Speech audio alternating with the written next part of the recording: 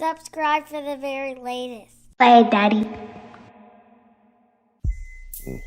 On to the next segment. Chord Room. To the next one. Yeah, we only speak the truth on the Chord Room. Not bow tie slippers. Nah, that's not. Man, y'all, listen, man. Let me stop. I'm gonna move on. I'm gonna move on to the next topic. So let's talk about some classic hip hop cinema. You know, Ice-T. Ice-T.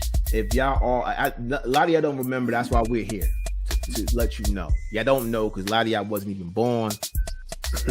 You know, y'all was somewhere waiting to be spit out, or not thought of at the time either. Not even. So, Ice-T was at some point became a controversial rapper. Right? Cop Killer. He made a song called Cop Killer. And this song, Cop Killer, as you can imagine, didn't sit well with police officers. Do you feel there are any good cops? There's a lot of good cops out there, you know what I'm saying? I know a lot of police officers that are out there trying to do the right thing. And all this controversy about me, you know, doing a prejudice type record where I just prejudge every cop, that's wrong. The song has nothing to do with this. The song was totally about a guy who lost it behind what he saw as police brutality, not from the Rodney King incident. He's been seeing it all his life. And he lost his mind, and he went out there on a rampage. And I've seen movies about nurse killers, student killers, mother killers, and then all of a sudden we do this one about the cop killer, and maybe I must have touched a nerve, you know? And, you know, as the shoe fits, wear it, you know what I'm saying? But anybody who sympathizes with brutal police, I don't need them as a fan. No, not at all. You know, he was out here getting, but you know, Ice-T don't care. He was getting the business. But Ice-T is a player. He's a hustler. You know, but before that, Ice-T was for me one of the best. It's, you know, it was one of the best to do it. It's all through the 80s. He was killing them. You know, 6 in the morning was ringing. All of those. He has just some dope joints. But the reason why I mentioned Cop Killer is because I know it was trying for like record labels and stuff like that. I know it was trying for him as an artist to get things done. So he's a genius. So here's why he's a genius. This is how he got out of Cop Killer. He started acting. And guess what he did? He went and got a cop role. Now he got a continuous one off of Law and Order SVU. Right. Hit you with that one liner, get up out of there. Right. Exactly. And get paid. Getting paid. Right. That's how you do it. And listen, like that was his genius. Now he didn't want to take the role at first, but one of his homies is like, shoot, they giving out any more cop roles? I want a cop role. Hey, you know what I'm saying? Like, yo, you crazy? Take this role. But one of the most classic movies that we know of is New Jack City. Bringing a song to you about a place you might live. In case you don't understand, it's called New Jack City. My brother's keeper. Now we Scotty, I'm gonna die. Exactly. Yo, New Jack City. that day. Yeah. I ain't gonna hold you. Yeah, go ahead. My bad. No, Yo. go ahead. Yo, speaking of that, like, for him to make that transition from making a song about cops to being a cop and making being a cop look fly. The Joker walk around with the shades on, Right. Kango. I was like, yo, With the this locks. ain't a bad idea. With the locks. Exactly, with the locks. I said, this ain't a bad idea. Like this. If you're gonna be a cop, this is the way of doing it. This is the way of doing it. Dang, this is business. Shout out to Wesley Snipes too, and Chris Rock for their roles. You know, Wesley was in, man. He was in his bag during that time frame. Exactly. Yo. He was sought after. He was sought after for real. Tell me. This thing is bigger than Nino Brown. This is big business. This is the American way. Bro, Nino Brown, bro. Yeah, this is all before Pastor 57. All before Pastor 57, of course. Man, Nino Brown, bro. Nino Brown was it. So let's break down New Jack City. New Jack City is directed by the legendary Mario Van Peebles. I told you about that New Jack cop shit, didn't I? I'll give you a chance, man. You go off and you put a notorious crackhead on the payroll. Yep. Classic. Mario Van Peebles was just a director that would not stop. No. And shout out to Mario too, because I feel he was getting blackballed on a lot of his movies. I think he was not getting his just due as a director, and I liked the work he was putting out. I don't think he was getting his just due for the work he was doing, which I think that he should have really got at least noticed or mentioned for his work, because he's a dope director. Oh man, he still is. He's a dope. He's a source of ideas for the Black experience. He's a source. He's a source. He's that source that if you really want to know what the Black experience is, you go find him, and he's gonna be able to put it visually so you can actually see it. Because that New Jack City is a time period that crack was destroying neighborhoods. But he found a way to take an experience like the crack era and make it stick. It feels like a 100-minute rap song.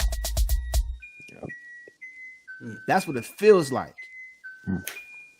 Like I'm saying, like he made it so that way you can really understand.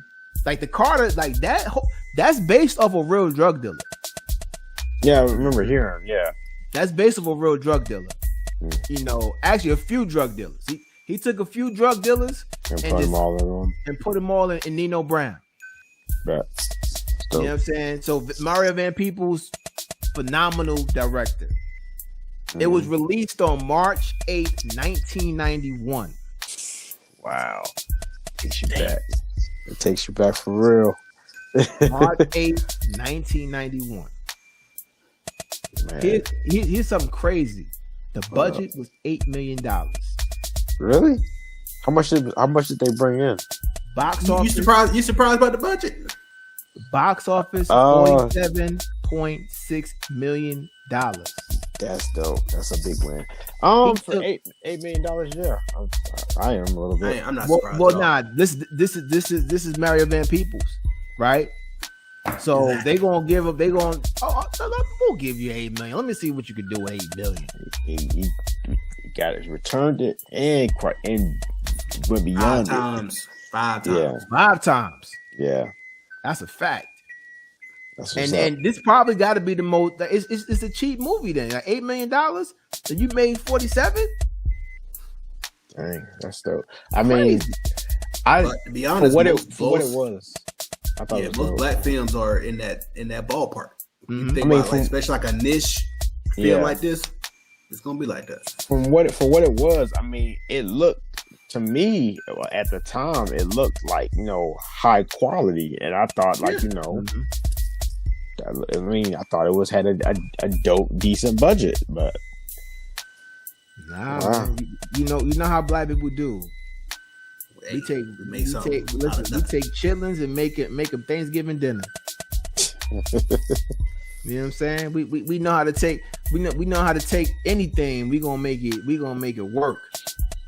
And you think about Mario Van Peebles had a lineup of like actors and actresses that was really at the beginning of their career. Mm-hmm. Right. Chris Rock. Right. What's the other person? Wesley Snipes was just beginning. Wesley Snipes was just about to start hitting his prime. Like, so it's come on, he's crazy. He took a chance on Ice-T. That's dope. Kind of like what John Singleton did with Ice Cube. Yeah, right. But it's bigger because remember, Cop Killer. Yeah. This is Cop Killer Ice-T. So to put him on a film as a cop is a risky move. It is. Oh yeah. It's a risky move. You had Alan Payne. Yeah, Alan Payne. Alan Payne the G. And Baya throw his brains all over the sidewalk in broad daylight. Yeah. Right. G Money. And my brother's keeper. Yeah. You know what I'm saying? You had Judd Nelson. Judd Nelson. Hey, he was funny. Was smooth. Judd Nelson was funny. Judd Nelson was smooth in his movie, bro. What's up? Like he was smooth. You have Mario Van Peebles played in it. Bill Nunn. Come on, bro. Bill Nunn. The stuttering. Hey. You know what I'm saying? We talking about Do the Right Thing. Bill Nunn. You had you had somebody. We had Christopher Williams in there. Hey, I think he's 5'0". You know what I'm saying? You had Christopher Williams in there. Bad Five Freddy, Flavor Flav, Keith Sweat singing a wedding song. Come on. What was the girl name? The Rockabye Baby girl. What was her name? I forget her name. I think. What is her name? Baby. Oh man, what's my girl name, man? Dang, what is this girl name? That soundtrack was stupid.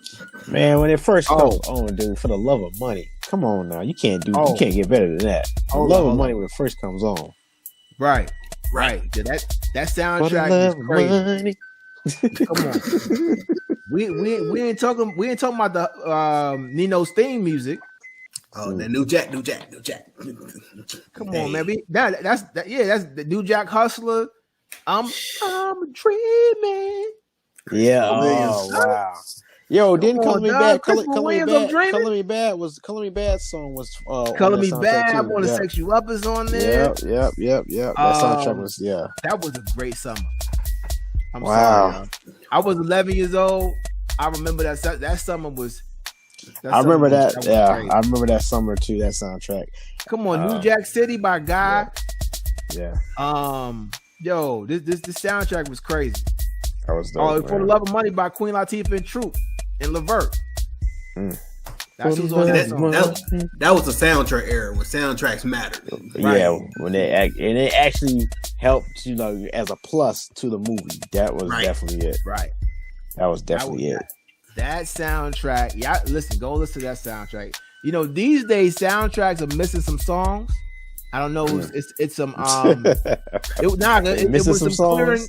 Because they couldn't clear the samples probably. Oh yeah. You're right, man. So they missing some songs on there. Even Two Live Crew was on that soundtrack. Wow. Yeah, man. Yo, bro. So I don't know if y'all know this, but there was a stage play of New Jack City. I remember hearing. Yeah, I remember hearing. I really wanted to go see this play. I couldn't go see it. I hope it comes back around. It had Alan Payne back in there playing G Money. Nice. Trutz played Nino Brown. That's dope. Flex played Pookie. Flex Alexander. I can see that. Yeah, I can see that definitely. Big Daddy Kane played Stone, and Gary Dordan. I don't know who Gary Dordan is. He played Scotty. But that I heard they did very well with that. That's good. That would have been interesting to see how they would have transitioned that from film to stage. That would have been interesting to see. I really hope they bring that back around because I was so mad. And they started here in Atlanta. They started here in Atlanta and I missed it. So shout out to I forget the director name. He's a big director. I can't think of his name because he's a good screenwriter. I hold up. I got to get his name real quick. Let me get his name real quick. Man, Tretch gonna do a play. That joker, right? He'll be doing plays for sure. Oh, that's and you know what? He's not a bad actor. Tretch. You know what I'm saying? Jacarius Johnson, I think is how you pronounce it. Jacarius or I think it's I forget how to pronounce his name. I think I might be pronouncing it wrong, but I know he's responsible for. He had a lot of good plays, man. He had a lot of good plays. Shout out to him.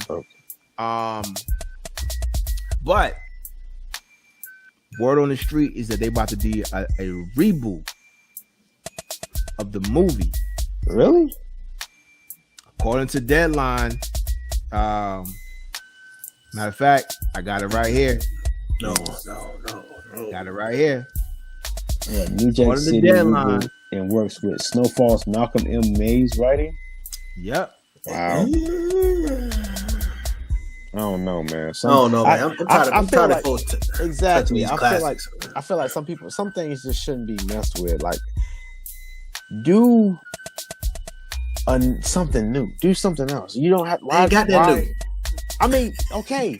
We have writers, especially with you got a writer from Snowfall. Snowfall was good. Yeah. Come up with something else. Okay, so let me ask you. Why make it? Why remake this? All right, so what's the positive of rebooting it? The positive of rebooting it, only thing I can think of is they're going to give a platform for some new talent, hopefully some new talent, and retell the story again. But the movie was fun. It doesn't need to be. But you also have an opportunity for someone to go watch the original. Will they? Will they really go watch the original? I mean, my thing is, this is the streaming era, so you know what I'm saying. Like, hopefully they went and watched it. That is true, Tino. That's true. Like the last few reboots have people who was not present during that original release to go backwards and say and make that comparison. Like, how true was it to the original film? What got lost in translation? For example, Space Jam. That was one of them joints where they was like, LeBron came out with this. Let me see what this Michael Jordan was like. And then it was like, right. No. So, and how many podcasts is out there? You know what I'm saying? How many podcasts? But the thing is, the risk reward is ratio ain't great. Majority of the time, like especially if this reboot is for a classic film, you gotta hit. Exactly, you got to. Like, you gotta hit. What if you don't make your mark? What if you don't make your mark? If you miss, you gonna miss terribly. Ain't no halfway. Kind of like, you gonna be like, bro, what y'all doing? It's like them going back. It's like them going back and making whatever other classic we can think of, man. Like, I mean, there's some positives to it. Me, as the whole thing, is like, because I'm a creative too, so I'm like, why not make something new? Why not? That's just my thing. Don't get me wrong. Some remakes they hit and it does very well and it's a win. Don't get me wrong. I'm not totally against remakes, but I'm just like, just do something new. Just do something new.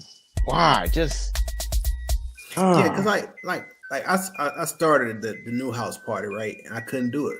I didn't want to see it. I didn't want to see it. I don't know about that. I didn't want to see it. I was like, because sometimes what happens is it felt like the people who are doing the reboot didn't have a conversation with the people who did the original, and that's important. You got to have some linkage. I mean, and basically, kind of like, at least in my opinion, the purpose of the reboot is okay. Let's try to take the core of the original film, refresh it, and maybe bring it in today's time.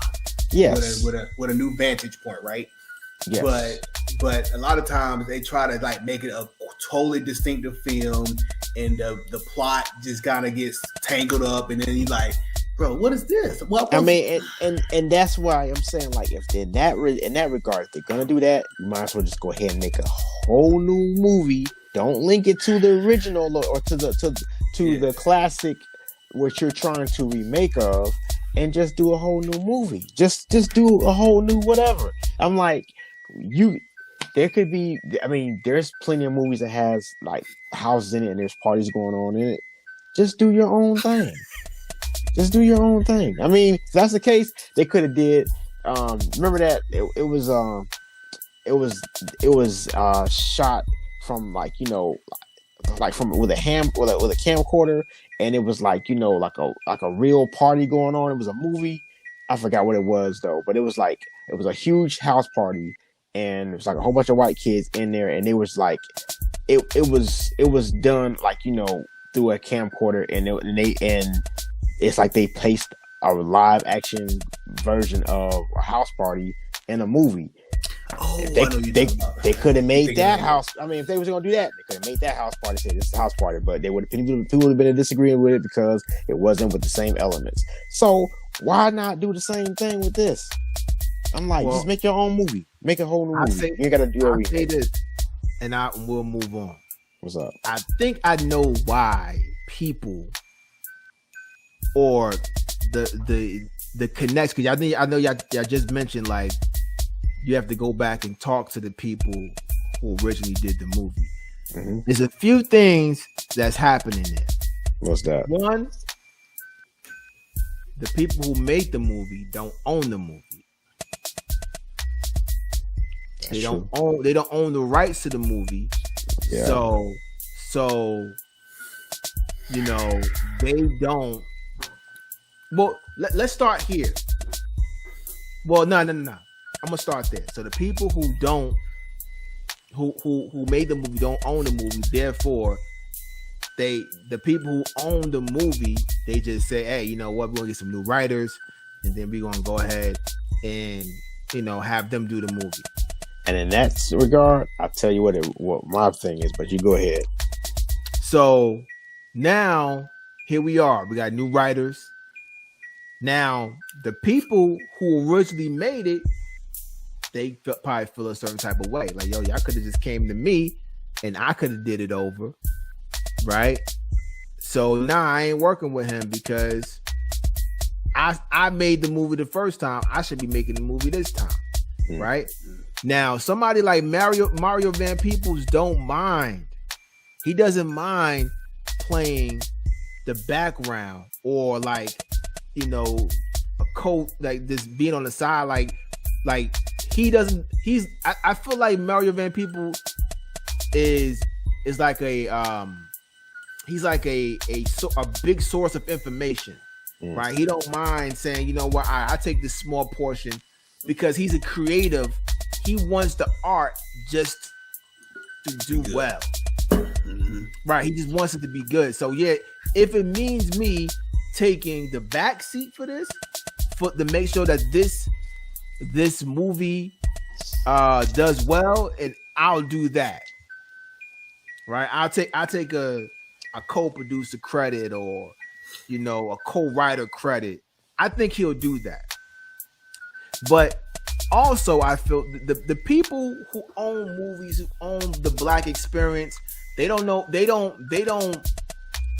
care about the Black experience. One. Two, they don't know what to do with the Black experience, so they just do what they feel. They know what to do with it. Right. They know what to do with it. They know they know that they can milk it and make money. That's all they're really doing. That's all they care about. But I think somebody like Mario Van People, is it Mario, whatever how you they reach out to people like, hey, listen, hey, as you know, I'm the originator of this. I would love to help out. Whatever you need, I could be a consultant. Mm-hmm. Mm-hmm. You know what I'm saying? I think that it can work. I think it can work only if you reach out to Ice-T, and the rest of the cast. I would hire them as consultants to make the movie be, bigger than what it was before. You know what I'm saying? So that's how I would run it. But who knows? Who am I? Yeah. I mean, speak to what you were saying about the people who didn't have ownership.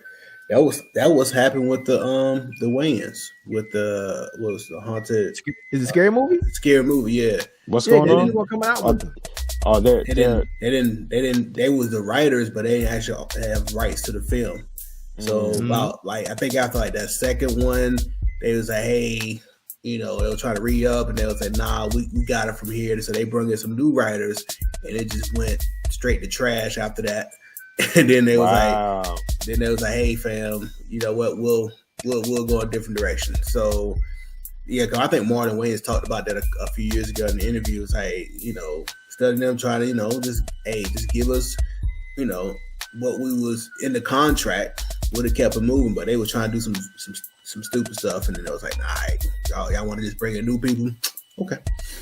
But they used to that. They did the same thing with In Living Color. They brought in new people. But see, that's what happened. We don't own our own. I remember that. Yeah, that's what happened. We don't own our own platforms. But see, here's what you have to understand. And here's what you have to understand. When Mario Peoples was doing these type of movies, they were only probably doing like these Warner Brothers and all of them were only putting out 1 to 2 black films a year.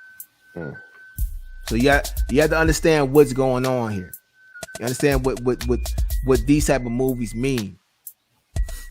And once again, the buying power of black people. We took an $8 million budget and we made it $47 million. Mm-hmm. These movies like New Jack City, House Party, like these are the movies that show the black experience and made these other people invest in the black experience. Mm-hmm. And understand that, hey, they do support this. It is money here. And it's the reason why other movies, now we got a black movie every week. Every you know what I'm saying? Every day something black is coming out. Right? TV shows like Martin, Living Single, these shows are the beginning of what I would say that white people started to say, hey, you know what? There's money there. Mm-hmm. And they started trickling it. Once they started seeing it trickle in, and they saw a potential for it, dollar signs came in their eyes, and it's like, hey, let's see what else we can get. So yeah, right. But yeah, they don't care about the experience or what it means, or just to try to put an impact into our community, or trying to put something in, like trying to, put something of value into our community. They don't worry about that. They don't care about that. Well, they just care about what they can get. Yeah, I mean, at the end of the day, I think everybody's benefiting. You know what I'm saying? So, but I would say this: shout out to New Jack City, all the cast members, everybody who contributed to this classic movie. It's definitely classic hip hop cinema. And it really embodied an era that will forever be remembered because of movies like New Jack City. You know what I'm saying? So shout out to y'all, but we'll move on.